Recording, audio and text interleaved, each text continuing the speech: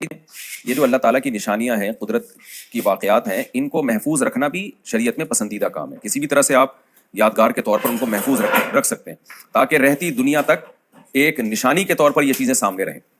آج افسوس کے ساتھ کہنا پڑتا ہے کہ مکہ اور مدینہ میں ہماری کتنی نشانیاں ایسی تھیں جو ختم کر دی گئی ہیں، اور جو عبرت کی تھیں، نبی صلی اللہ علیہ وسلم کی جائے ولادت، آپ صلی اللہ علیہ وسلم ہجرت کر کے یہاں سے یہاں گئے، یہاں سے یہاں گئے، پھر مکہ میں بیسیوں واقعات ہیں اسلامی ہسٹری کے۔ اب سنا ہے حکومت سعودیہ کچھ کوشش کر رہی ہے ان کو دوبارہ سے بحال کرنے کی، لیکن وہ یادگاریں جو مسلمانوں نے 1300 سال محفوظ رکھی ہیں، ان یادگاروں کو ختم کیا گیا۔ میں نے بعض علماء کے بارے میں سنا کہ وہ یہ بات بتاتے ہوئے رو پڑتے تھے کہ ہماری جو 1300 سال سے جو نشانات تھے نا وہاں مکہ اور مدینہ میں، اور جو اس کے علاوہ سعودی عرب میں، تو وہ نشانات ختم کر دیے گئے صرف اس بات کو بیس بنا کے کہ بھئی یہ اس سے شرک پھیل رہا ہے، حالانکہ اس کا شرک سے کوئی تعلق نہیں ہے۔ اگر کوئی شرک کر رہا ہے وہاں جا کے تو اس کو شرک سے روکا جائے گا نا، یہ تو نہیں کہ وہ آپ نے وہ جگہ ہی اڑا دی بالکل۔ لوگ مثال دیتے ہیں کہ صلح حدیبیہ میں جس درخت کے نیچے بیعت کی تھی صحابہ کرام نے، تو اس درخت کو حضرت عمر نے کٹوا دیا تھا،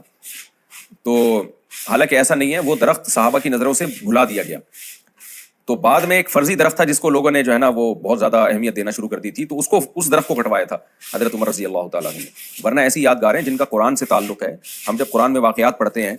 اب کوہ طور جب آئے گا تو ہمیں پتہ اگر ہوگا کہ یہ ہے کوہ طور، اور ہم وہاں مصر جا کے اس کوہ طور کی زیارت کریں تو ایمان بڑھتا ہے کہ بھئی یہ وہ جگہ ہے جہاں موسیٰ علیہ السلام کو وہی نازل ہونا شروع ہوئی تھی۔ اب آپ نے کیا کیا، بم دھماکے سے کوہ طور ہی اڑا دیا کہ شرک نہ پھیل جائے، تو یہ کوئی بے وقوفانہ حرکت ہوتی ہے، یہ احمقانہ حرکت کہلائے گی۔ یہ نہیں کہلائے گا کہ آپ جناب توحید کی حفاظت کر رہے ہیں۔ توحید کے عقیدے کو زندہ رکھنے کے لیے دوسرا طریقہ ہے۔ تو ایک تو علمی نقطے کی بات یہ پتہ چلی کہ قرآن ان کے اس عمل کو اپریشیٹ